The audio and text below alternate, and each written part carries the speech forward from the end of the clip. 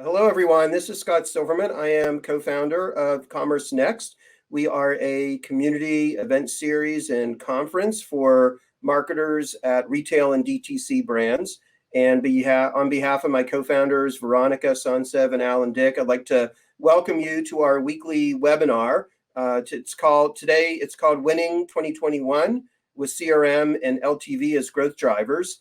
And if we just strip away all of those acronyms, essentially we'll be talking about increasing repeat purchases from customers acquired during the pandemic. We'll get into topics like segmentation, SMS, email, behavioral triggers, and more. We'll be taking your questions as we always do, so feel free to load those up during the presentation, and we'll get to as many as we can. Thank you all for tuning in and making time to join us live or listening to the replay. A couple important thank yous. So first, I want to give a big thank you to Listrak for being our sponsor of today's webinar. We have been doing these. This is webinar number 35, I believe, since the pandemic started. We could not be doing these and delivering this information to our audience without the support of our sponsors. And Karen DiClemente, who you'll be hearing from in a little bit, will be generously sharing best practices and ideas for getting more from your existing customers that she's learned from working with a number of e-commerce businesses across a variety of different categories. I also want to give a big thank you to today's speakers.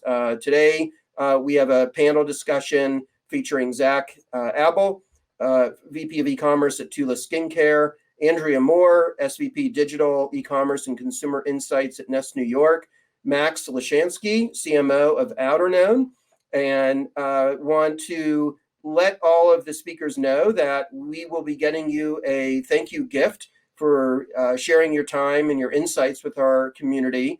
And that will be thanks to GiftNow, our gifting partner. And there are 5 lucky attendees that are watching live that will randomly be giving them a gift as well. So sorry for the replay listeners, you are not eligible for that.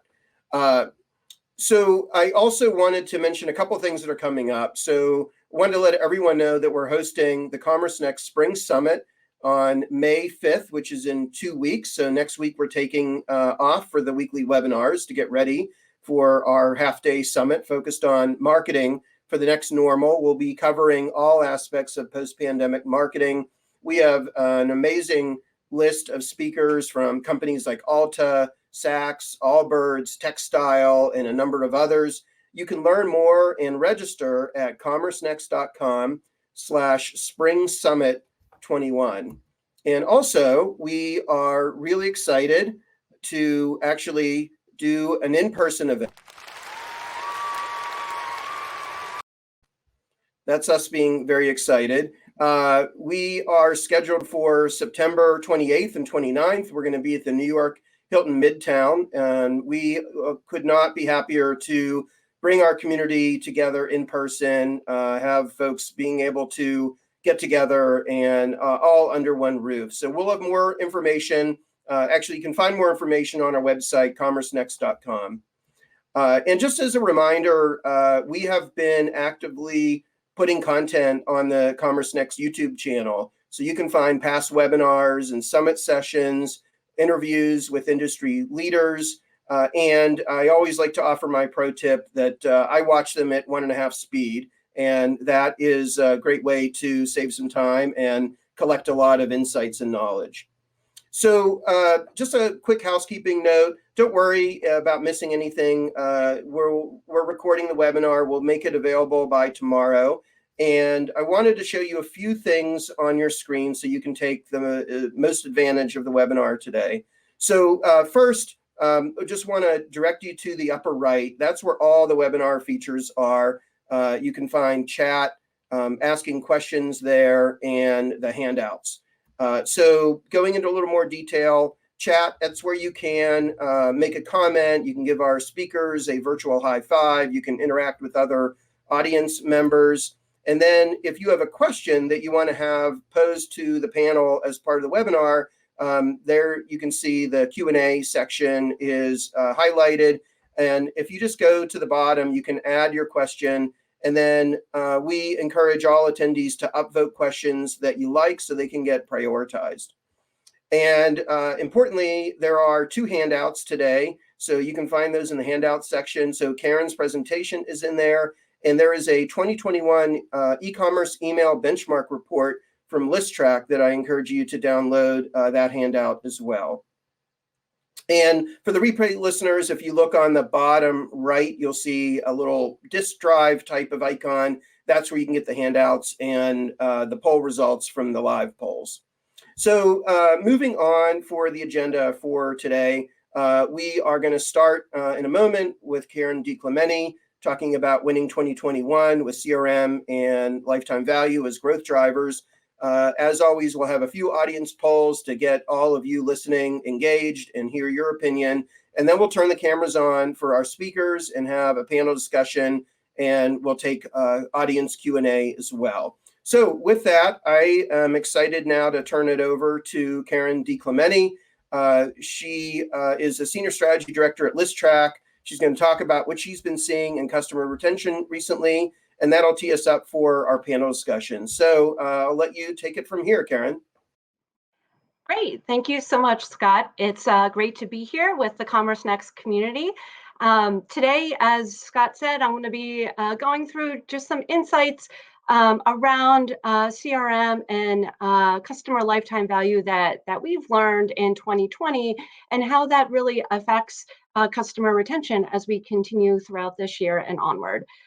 Before we jump into those, I just have 2 slides about who we are. For those of you who don't know Listrak, we are a cross-channel marketing platform really focusing on delivering results across all channels: email, SMS, behavioral marketing, customer insights, and identity resolution.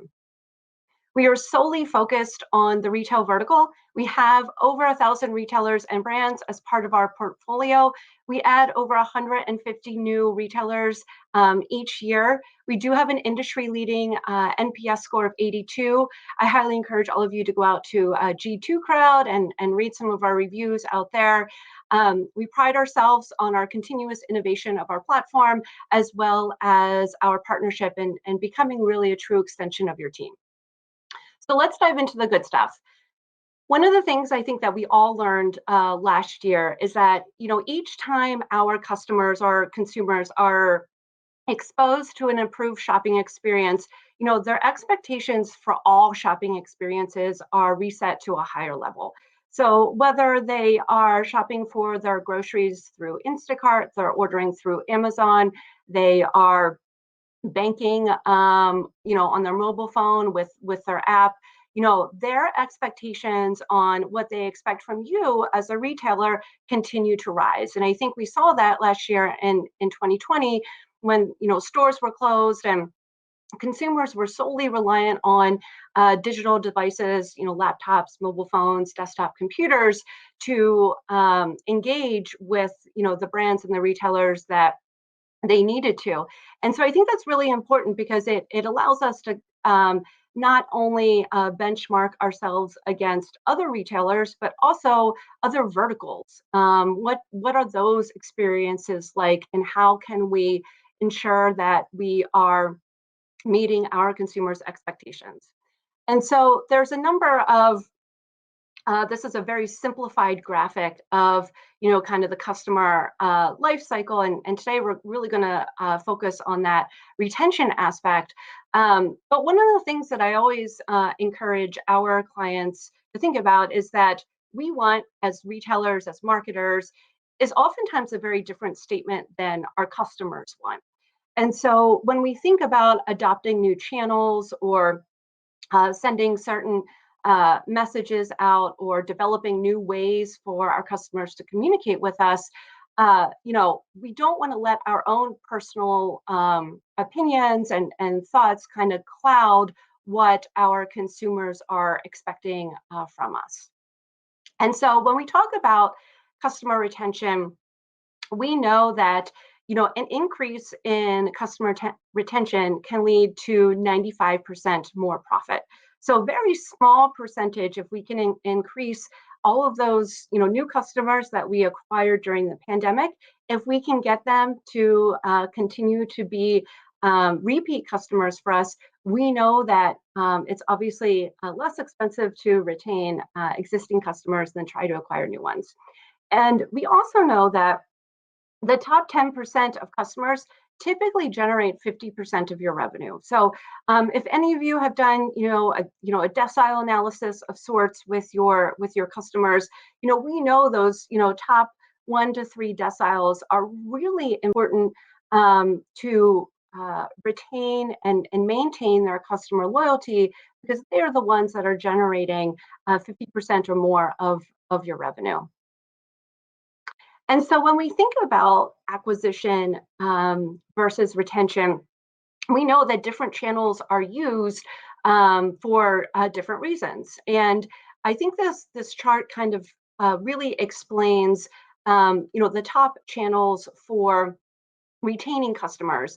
And these are the top channels that we're going to be focusing on today. So we're going to be focusing on email and SMS primarily, along with mobile apps. And I would encourage you, as a retailer, as a brand marketer, to look at these channels and really understand how each of these impacts your overall customer retention. So what did we learn in 2020 around customer retention?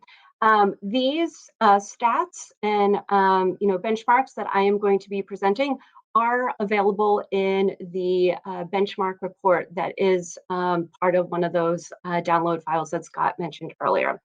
So we learned a lot in 2020, and I think we went into it not really knowing what to expect. But email, we found, was one of the primary channels that retailers had to communicate with their customers.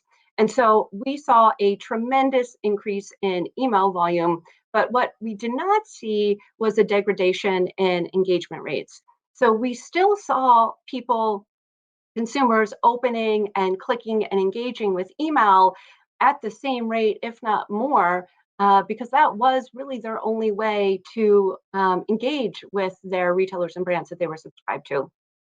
We also saw that personalized product recommendations are, massively important. So we know that they increase conversions. I don't know that, we all kind of understood just how much. I'll talk about that in a little bit. But we know that delivering a personalized experience in the inbox obviously increases conversion rates. We also saw SMS messaging explode last year. So we saw about 1,000% increase in the number of SMS messages being sent. And I think more and more consumers are signing up, wanting to receive SMS communications from the retailers and brands that they are most loyal with. And it's an incredible channel. It's regulated much more highly than email. And, if you're going to give your mobile number to a brand or a retailer, that's a very personal piece of information. And typically, that's why we see SMS messages have anywhere from like a 98% open rate and upwards of a 6 to 10% conversion rate. And then finally, as we continue to move forward, we're now understanding that having, SMS and email and behavioral triggers under one platform really helps us with connecting that entire customer experience. And we really want to understand channel affinity. What channels do our customers prefer to hear from us in? Is it SMS? Is it email? Is it social? Is it direct mail? We want to understand, attribution. So we know that if you're using disparate providers, each provider has a slightly different attribution model, and sometimes it's hard to understand which channel is truly generating that revenue. And so we're going to dive into product recommendations here. So we know that on average, product recommendations, if included within all of your emails, drive a 10% growth in click to open rates. We also see a 20% average growth in click-to-open rates when we're using product recommendations in automated recurring messages. And when I say automated recurring messages is, we also know that e-commerce exploded last year, but the size of e-com teams has not. In fact, I've been with Listrak for almost 13 years now, and the size of an e-com team, or generally the folks that are managing the email channel, has actually remained the same. And so the concept of recurring messages is really using 100% of AI-driven product recommendations and predictive content within your email so that you can truly deliver a one-to-one experience without putting an enormous amount of work on your currently existing teams.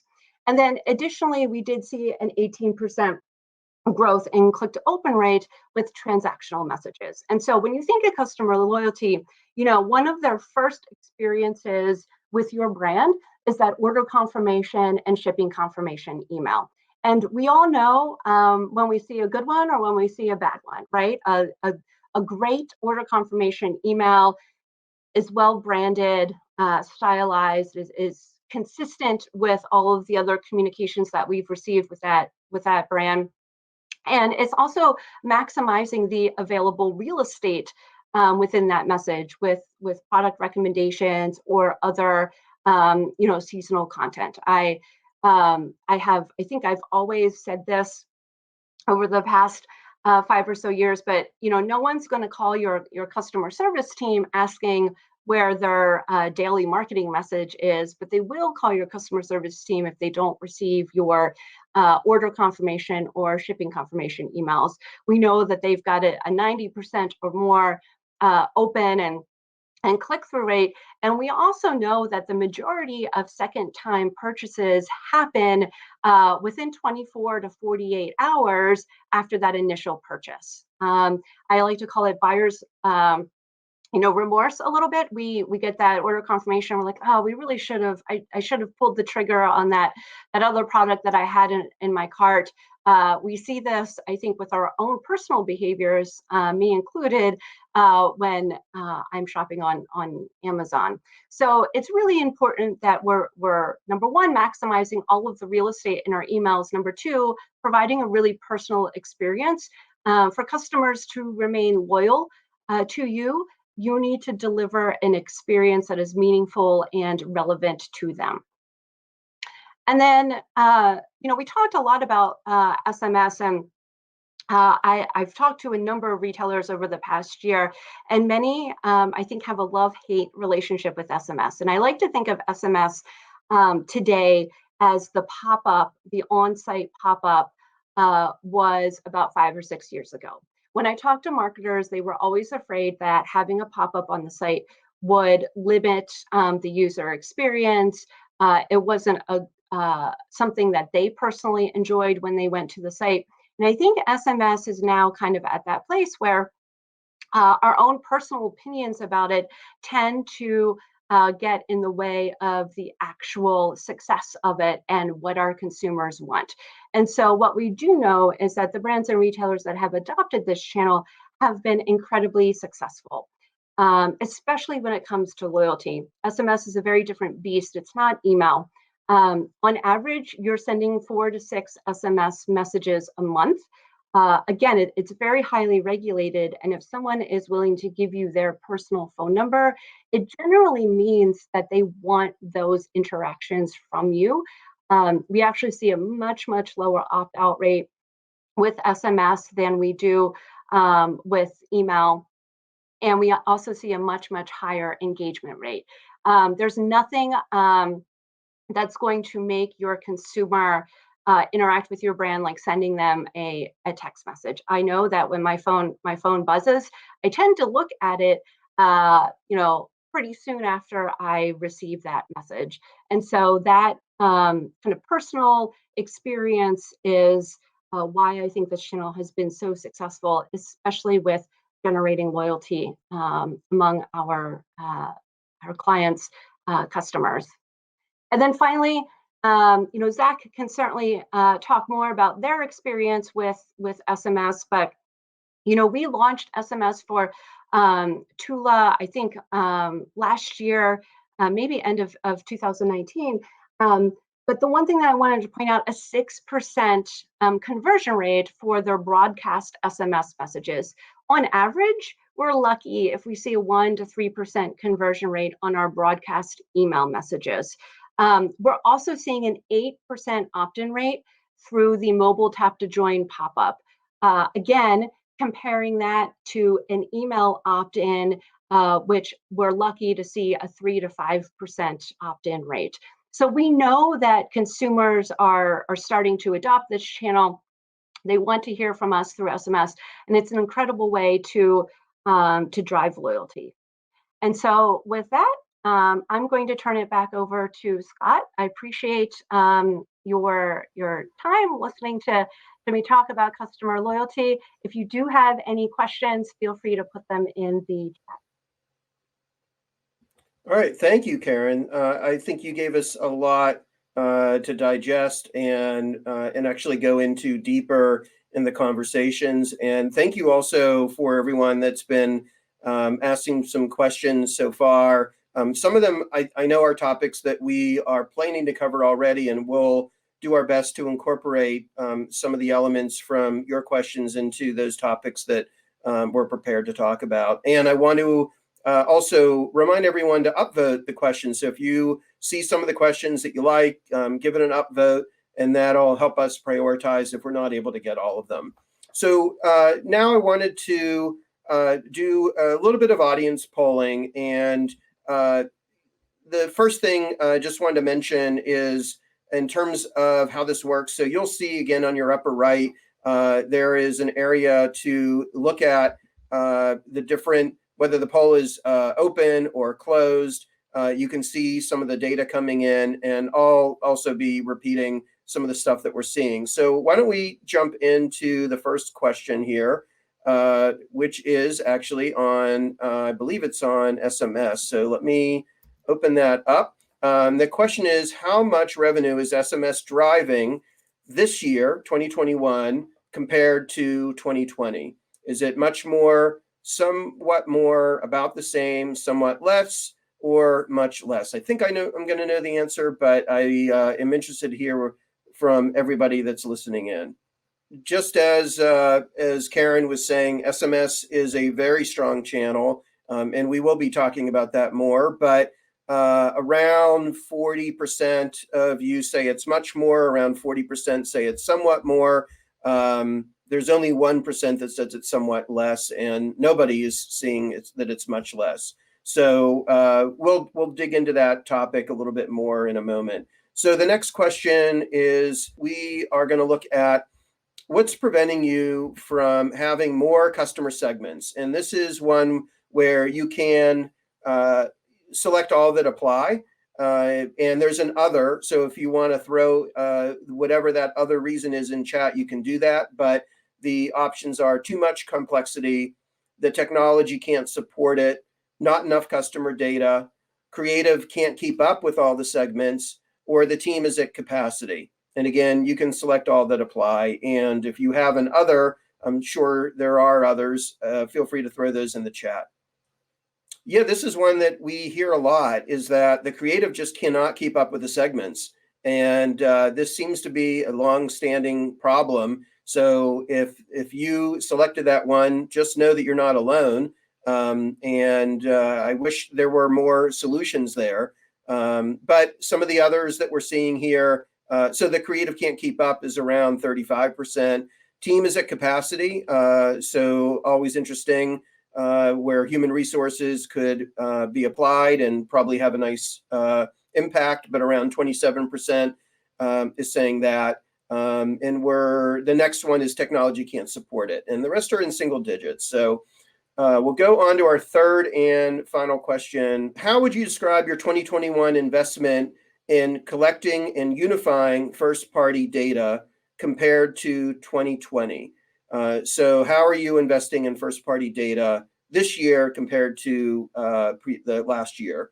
Is the investment much higher, somewhat higher, about the same, somewhat lower, or much lower.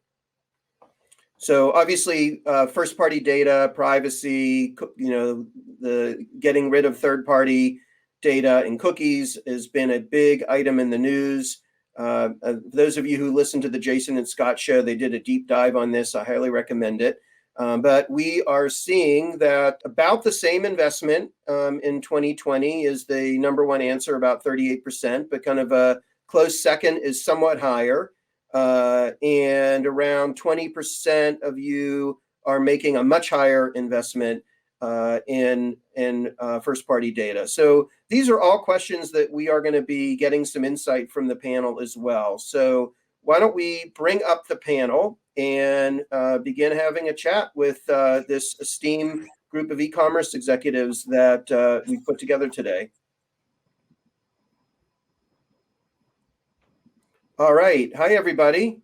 Thank you all for joining, and wanted to get started with some introductions. So if each of you could introduce yourselves and then describe, I think, the biggest challenge that you're facing when it comes to customer retention in 2021 so far.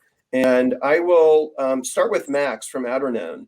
So again, introduction and your biggest customer retention challenge this year so far. Hey, everyone. So I'm Max Lishansky. I've been marketing for about 15 years. I'm currently the CMO at Outerknown. We're a men's and women's sustainable clothing brand, and we were started by pro surfer Kelly Slater. From a customer retention, customer development standpoint, as we scale, especially, our biggest challenge is making sure we continue listening to our customers and delivering on their needs.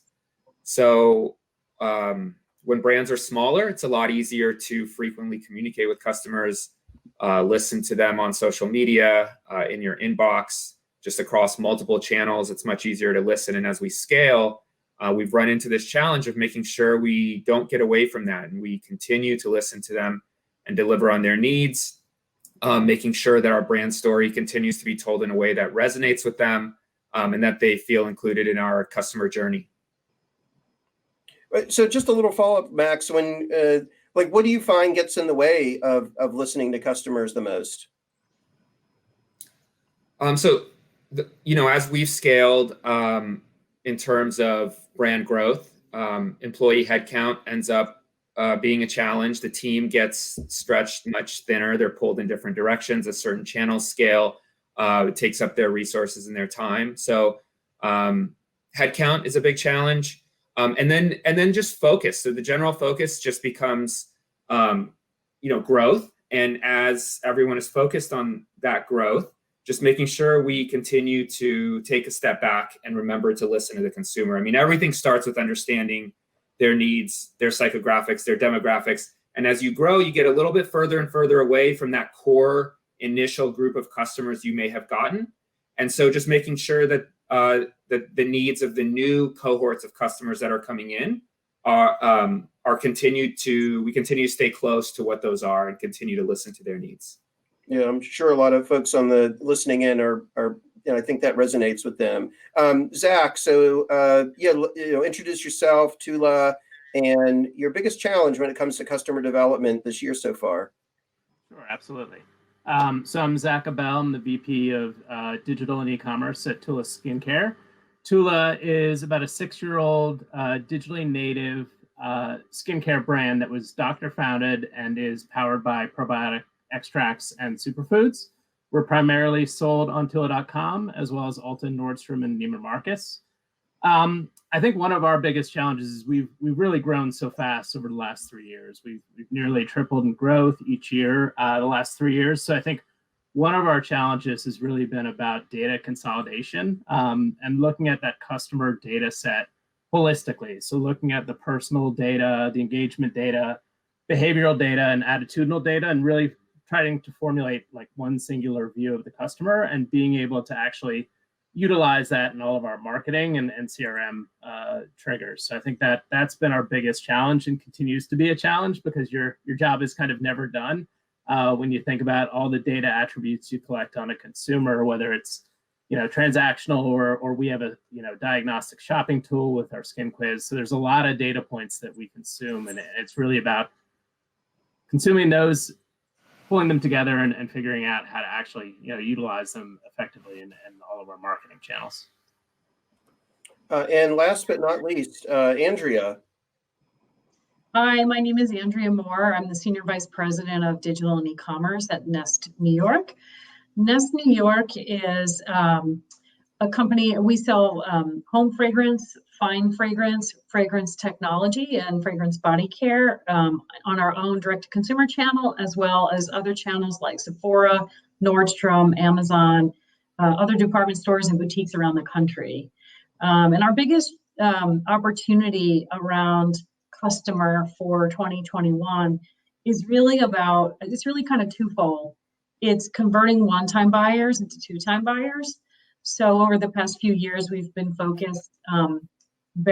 very focused on acquiring new customers. And so now it's really converting those people into making that second purchase.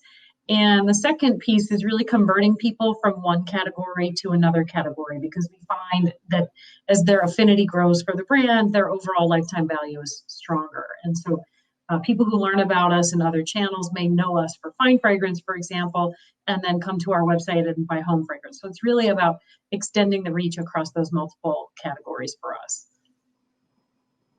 Great. So I want to jump into SMS, but there was a question I think would be good for Karen to comment on that came in from Jacob Rokeach on, because you had mentioned, Karen, the decile analysis. And his question is, how do you use the data outside of just understanding where your customers fall? And then also anything you can share on what you recommend for frequency of doing this? Is it month over month, quarter over quarter? Anything you can share on that? Yeah, so I'll start with the frequency question. I think month over month, if not more often, makes sense. If you've got an internal BI tool that you're using to look at those different deciles, I think it's also important that if you are using a BI tool, that you are bringing in all of those data points. So if you are an e-com retailer that also has brick and mortar stores, we want to be bringing in that brick and mortar data.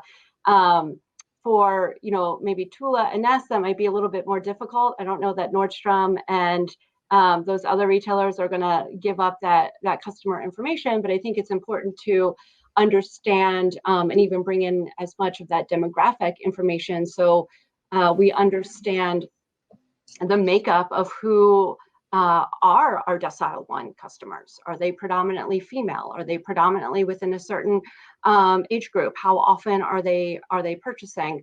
And then I think it's also important to look at who's migrating from deciles. So if you see decile 1 customers start to migrate downwards, why is that? And also looking at the number of customers that are moving upwards into those top deciles and understanding what those patterns and trends are, so we can try to repeat those with others. All right. I hope that answered Jacob's question. So like I said, I want to move into SMS, and we had a number of questions, and we were planning to cover this anyway, but maybe each of you could give a little overview of what you're using SMS for right now, because I think maybe just to level set with everyone on how everyone's using it, maybe how long you've been using it, and we'll kind of go in the same order we started with. So Max, do you want to share a little bit about what you're doing with SMS? Sure, definitely. So we began testing a little bit with SMS about 1.5 years ago, and I think we still have a long ways to go to really master it, but a big key to success, obviously everyone knows this in the modern D2C landscape, is experimentation and testing. And for us, testing various messages and frequency on SMS as a channel has been our approach. That's generally our approach for everything we do on the marketing side. So through testing, where we've landed is this balance of, we began with SMS broadcasts, and we didn't know what the right frequency would be. Where we landed for our brand at our price point and our sustainability mission-led brand story is once a month, and it augments our email. From a growth standpoint, I would love to be able to send messages multiple times per week. But the reality is, when you broadcast SMS, the unsubscribe rates are significantly higher than email. There's more churn. You end up, for the revenue that you drive, you do end up losing a good amount of subscribers. So where we landed is 1 time per month. It augments our emails. We email significantly more frequently than that. I think on the email side, we're 3 to 5 emails per week. So the SMS supplements that with 1 time per month. But now where we took it, though, because we wanted to use it as a tool because it is powerful, is we took this clienteling approach. So that's the sort of the balance that we struck, is basically we took it out of the hands of the one-to-many approach and went one-to-one, brought in a clienteling platform, and now various members of our customer service team are sending one-to-one personalized messages through various segments that we've created based on like the recency, frequency, monetary model, and we're having a lot of success there. So that's sort of been the big win in terms of being able to use SMS, not come across or feel spammy or turn off subscribers, because we are sending them very contextually relevant messages based on their previous purchase history or email actions. So that's the landscape of our SMS usage. That's good. Because I know there was one question here about, from a luxury retailer, like how do you use SMS without feeling spammy? So Zack, kind of, like to hear a little bit more about what you're doing with SMS. And there was also a question about incrementality, which is always such a hot topic, in anything related to digital marketing. So maybe you could also address, and if the others want to chime in, if you view the SMS channel as incremental, or is it a shift from email or some other channel? Yeah, good questions. So we've been using SMS for a little over a year. We actually do use Listrak for both email and SMS. For us, it really started, you start from zero. So that's the challenge. You're trying to build critical mass. You're trying to build, the general batch and blast program, but it does take a while to build up that list. I think for us, one thing we noticed pretty early on is our traffic is so predominantly mobile that we thought SMS would be good, would drive incremental revenue and perhaps be a preferred method of being reached for the customers. So we launched it. I think it exceeded our expectations within like 2 months. So we were quickly kind of trying to figure out what was our frequency of outreach to the customers, because we do probably a little bit more on the email side, probably 4 to 5 batch and blast emails, and have a robust trigger system in the email world. So we really played around with frequency, especially once we were kind of 6 months in and had built critical mass. We did a lot of testing too on what types of content really drove engagement, which drove unsubscribes. And then we also tested MMS versus SMS just to understand the efficacy of each of the two, and really, what was the incrementality, because there's a higher cost to MMS. So really understanding the efficiency there was big for us. And one thing we did was we actually looked at our email and SMS crossover list to try and understand who is on both lists and which was their preferred methodology of contact. And it's also why we use Listrak to help us kind of send through the right platform, so we don't hit them through both platforms. We hit them through their preferred open platform. And I think for us, one of the things we saw was kind of our top 1, 2, 3 deciles that were really subscribing to SMS early on and engaging with it. So we realized that this was going to be an effective channel for us, because it was, again, just a way to reach our most loyal customers in a way that we knew that we were getting through. I think with email, you can end up in promotions tabs. You can end up just, in the massive junk mail. People see a text message, they open it. So you do get your message across, and that's why we're now doing about 5 to 6 marketing SMSs a month, and then we have a welcome trigger that goes, and we're working on porting over a bunch of our kind of more valuable trigger emails over to SMS. So I think for us, we're continuing just to see the channel grow significantly. We also collect kind of both on the way in, and we did a lot of testing to figure out, should we collect email first, SMS second? Do we force the SMS capture, and really understanding kind of what the customer behavior was there, and really, trying to figure out the overall value of SMS versus email. It's really amazing how quickly this channel has matured to be a good earner for so many retailers. And it's great to have a conversation, because I'm sure whatever you would have said about it, say, 4 months, 6 months ago, is probably going to be different now as you continue to have higher volumes and learn more. So Andrea, how about you on SMS and MMS? I might as well ask that too. Yeah, so for us, we probably have the newest program out of everyone. We launched in Q4 of last year. And so far, we've also been really happy with our the growth of the subscriber list, as well as the percentage of sales that we see coming through SMS. And again, to Zach's point, that's really about mobile traffic.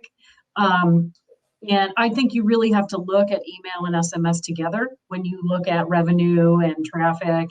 I think there is a significant amount of overlap between the two databases, if you will, or the two lists, if you will. And I think over time that may start to change. And I think this is really about, email is still #1 killer app, right? But SMS is really about how rapidly is it going to evolve, and how is it going to really shape the future of the way we communicate with customers. It's much more intimate than email. And as such, Max had mentioned, like, unsubscribe rates can be much higher.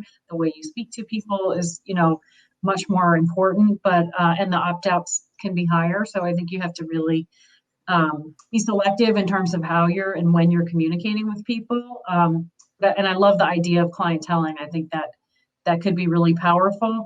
We also use SMS for behavioral triggers, and we're starting to kind of learn how that is effective and how to really layer that into our communication plan.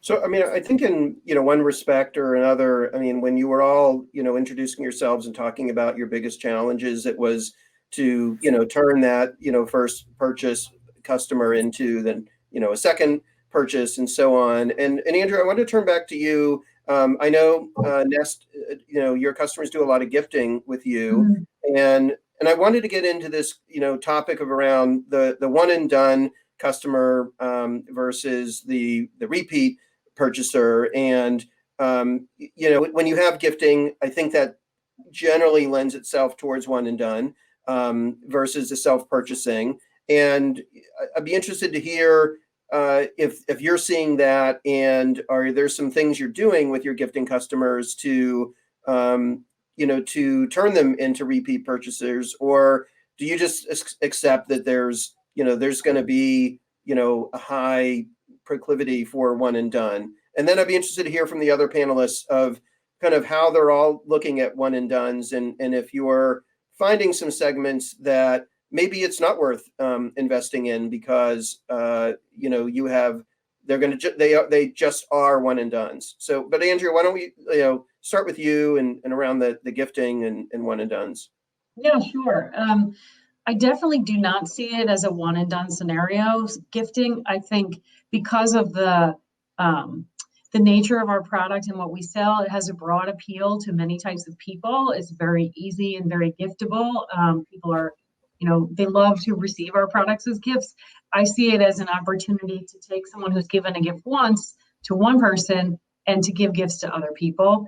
And also to think about it as if it's less of a one and done and more of a once every holiday. So I would love if customers would come back every holiday and buy gifts for their loved ones from us. So we really, when we think about gifting all year round, but also leaning into that during key periods like Mother's Day and holiday, because of the versatility of what we sell.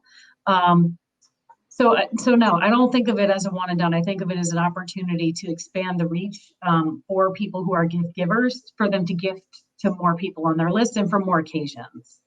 And I know we're going to talk a little more about gifting, but another thing that's really come up in the pandemic is really self-care and purchase for self, right? And so this is not, this is a gift for self. And so we also want to kind of think about when people are gifting themselves, and how do we lean into those moments as well. Yeah, I mean, I did a virtual lunch maybe 2 months ago, and there was someone on there that was just kind of sending out a warning to everyone, is like, don't overinvest in some of these new customers that you may have acquired over the pandemic, because they there's a lot of them may be one and dones. Maybe you were the only one that had a product and they were desperate to get it or whatever. I don't know, Zach or Max, do you do any kind of analysis to identify some segments that might be not worth investing in because you can invest in other places where you're going to get a higher ROI from those customers? Yeah, I mean, we certainly look at the COVID cohort, as we call them, the Q2 cohort. We actually have seen really, really good repeat rates out of that audience, and we've actually seen their behavior, especially when you acquired them during that period, and the reality of most people still being at home, that first 90 days, which is so important for us. It's about 50% of our repeat come in that first 90 days. The frequency with which we were able to outreach to them really drove solid performance out of them, and certainly when we look at cohorts year over year, it's been a really strong cohort for us. When we look at like a Q4 cohort, that's your holiday discovery cohort, we often see that's kind of the lowest repeat range. But we haven't had a chance to really dive in specifically to like which behaviors, but we do know which products they tend to come in on, and then which ones they migrate to. So we use a lot of that information and data to help us design our post-purchase email series and all of our kind of like CRM triggers. So Karen, I wanted to turn to you about one of the questions that we did the audience polling with on first party data.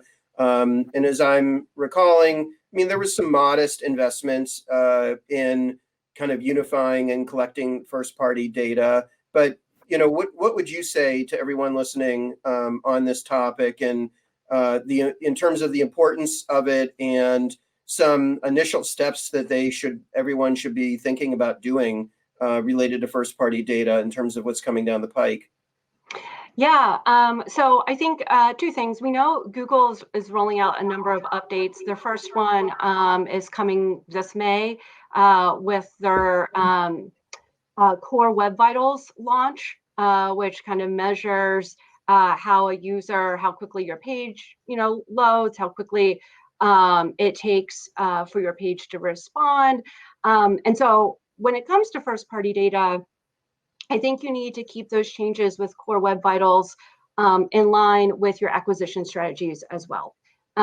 Being what I would say more strategically assertive when it comes to acquisition is really going to become, I think, imperative over the next year or two, because the more data that we can collect that we own as a brand or retailer, obviously, the larger audiences that we can reach and retarget. So it's much more than just, kind of a pop-up. It's also looking at optimizing your conversion rates on site. It's also looking at your in-store acquisition tactics. It's also using SMS to acquire those new, to acquire that information as well, so that you can kind of connect that profile together. And I know Google just released that they're not supporting hashed email addresses in the near future. So things like an identity graph, while still incredibly powerful right now, we really don't know what's going to come down the road in terms of privacy regulations and things like that, which is why it's so important to start collecting as much first party data as possible. So, one of the areas I want to make sure we cover were behavioral triggers. These are really important for existing customers, and wanted to hear where everyone, is with these right now. Things like abandoned cart emails or exit pop-ups, other kind of behavioral triggers. Max, I'll start with you. Maybe you could talk about some of the behavioral triggers that you use, and are there any that have, where you've seen a shift in which ones are performing better in, say, the first quarter than that's different than in previously? Yeah, definitely. So touching on, so we basically have all the expected traditional like D2C triggers that all brands should have just as a core. And of course, cart abandonment is a big one. That's the first one you touched on. And that's a great revenue driver, I think, for all brands. It's something that should always be there. One thing that we've discovered through testing, and this has been a really big win, is that basically a common shopping behavior is for people right before they make a purchase to drop a number of items from their cart, right? One or more. I think we've all done it. And typically, the fact that they complete purchase, though, will eliminate them from most cart abandonment triggers. And what we've done is, in discovering that and then started testing, sending that cohort of people who have checked out an abandonment email for the items that they dropped from the cart, the conversion rate on that is through the roof. So that's been a big win, and probably the most worthwhile thing I could share here. Again, because for years we were just sending cart abandonment emails on people who did not complete purchase. So it's kind of counterintuitive to think, well, someone just completed a purchase. Why am I going to send them a cart abandonment email? But if you can phrase it the right way and you can really personalize it with the items that they dropped from the cart, it brings things full circle to what Karen mentioned, which is when a customer makes a purchase and you get that confirmation, you may have buyer's remorse of, well, why didn't I just buy these 3 other things that I really wanted? Why didn't I hit checkout on those? And this sort of solves that problem, and it is a nice incremental bump in high conversion rate and continues to build that lifetime value of a customer. I love it. I mean, I love hearing these examples that are, kind of counterintuitive, and people that they never even thought of that because they feel like they have it covered with the abandonment email. So I know Zack and Andrea, either if you could hear, we could hear a little bit from you guys on behavioral triggers, what's working for you, anything new that's popped up lately. Zack, for us, with you. Go ahead, Andrea. Oh, sorry. For us, I think the biggest win here in the first quarter has been extending our behavioral program to SMS, because we really only launched SMS in the fourth quarter, and we've been really pleasantly surprised with the responsiveness that we've seen. Kind of applying all the standard triggers that Max had mentioned, like all the things that you should have, site abandon, cart abandon, etc., via SMS has been a win for us so far. And I think for us, a lot of it has been adding the layer of personalization. So I think Karen commented on this earlier, but like we threw product recommendations in basically every trigger. So we had it in transactional, which knowing how short that duration of repeat purchase often was a great way for us to get additional touch points. We've also done a lot of kind of post-purchase flow offer testing and content testing. So a lot of that has been really picking up for us, knowing we're just trying to get more recency and frequency post-purchase, more touch points inside that first 30 days really, but 60 and 90 as well. So in some cases, we've kind of extended that life cycle of different workflows and campaigns that we put together. So I think it's about extending it and personalizing it as much as you can. So we have time for a couple more questions. I mean, one area that we haven't talked about is content, things like email content, and how you're all thinking about content that is going to keep your existing customers engaged. And I think that's always a struggle. There's a lot of different types of product, of email content. It could be how-tos or new novel uses of some of your products. I'd love to hear how you're all thinking about content that you're sending to customers and what you're finding is engaging them the most. So Andrea, can I start with you? Sure. For us, it's really been deepening the connection with the brand and layering in additional storytelling and product information beyond just traditional kind of promotional messaging. So we've added some partnerships with and unique content created with influencers, some product partnerships with other third parties, a very large one that's going to be happening starting in May. And so I think we're really kind of trying to add some dimensionality to our relationship with the consumer. And I think that's what has been compelling. So not, giving people a reason to really open the email beyond just what's the current promotion, right? And Max or Zach, well, Max, I'll ask you, and if you have anything different you want to add than what Andrea said, then love to hear that. Sure, yeah. So we spend a lot of time trying to really understand the psychographics of our customers. And because we feel like we do have a good grasp of that, it just goes back to like really listening to the customer. Because we feel like we understand what they do in their free time, aside from wanting to buy from Outerknown or caring about sustainability. What we've discovered is a handful of core pillars of content that we can create for them. And where previously, let's say pre-COVID, our goal was to send one content email per week and then 3 to 4 product emails. When COVID happened, we blended the two. So our emails and our creative team did an amazing job of really blending that, where we were contextually relevant to what was happening in the world and with what their interests were by understanding their psychographics, and then how our product may fit into that through like lifestyle photography and things like that. For example, during COVID, topics, everyone was at home, right? You were all like locked in at home, especially in the early days. So it was everything from building an organic garden in your backyard, growing your own vegetables, like, composting, just like things that we knew our audience would resonate with and actually cared about learning. And we blended that with lifestyle photography that with our clothing. So it was very non-salesy, but also value add with content that they cared about. And that was a big win for us. And Zach, anything you want to add on content?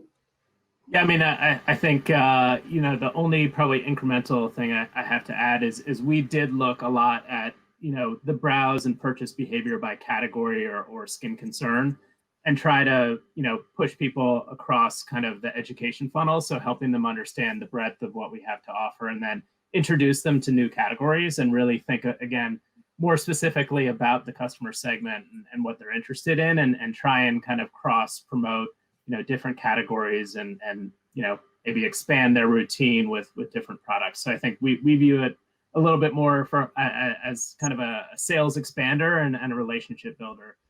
So I think that content, however it ends up being built, is really around that education and cross-selling and education across categories.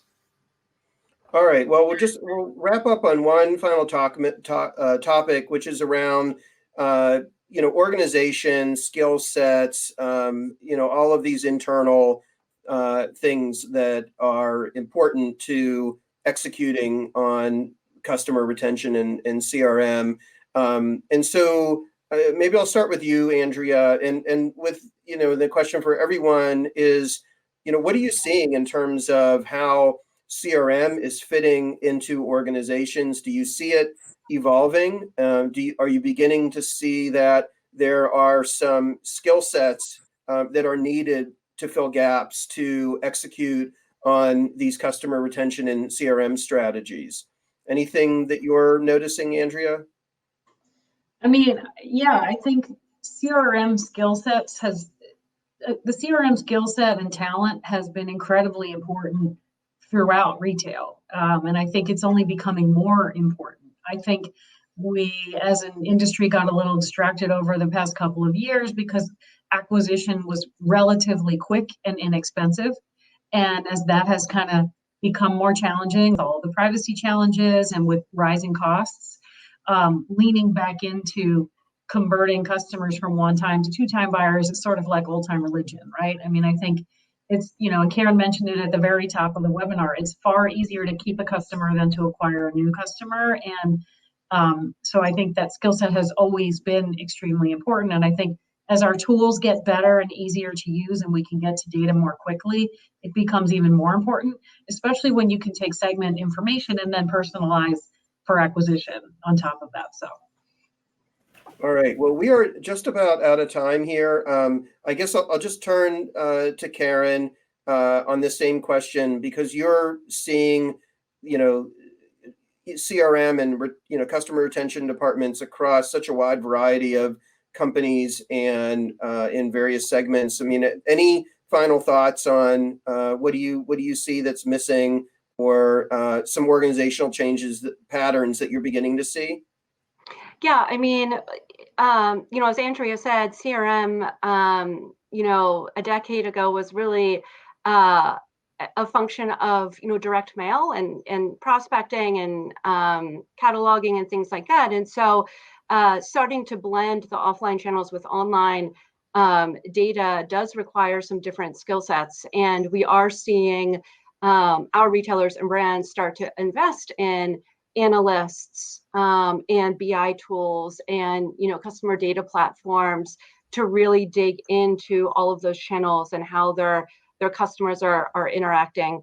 But it's not an inexpensive endeavor. So a brand or retailer needs to be I think at a certain level to start to invest in that human capital and also the technology to support it. But I do foresee that to continue to increase as we head into 2021 and beyond. Great. Great idea to wrap up with. Max, Karen, Andrea, Zack, thank you all for spending time with the CommerceNext community this afternoon and sharing all of your ideas, strategies, insights. It's all really valuable. So thank you again for that. It was great. It was really fun moderating this. So I just want to give a couple quick reminders of what's coming up next. Again, in 2 weeks is the Marketing for the Next Normal. Registration is still open. We welcome you guys to be a part of that. And then again, save the date for September 28th and 29th of this year, where we will be back in person. We're super excited about that.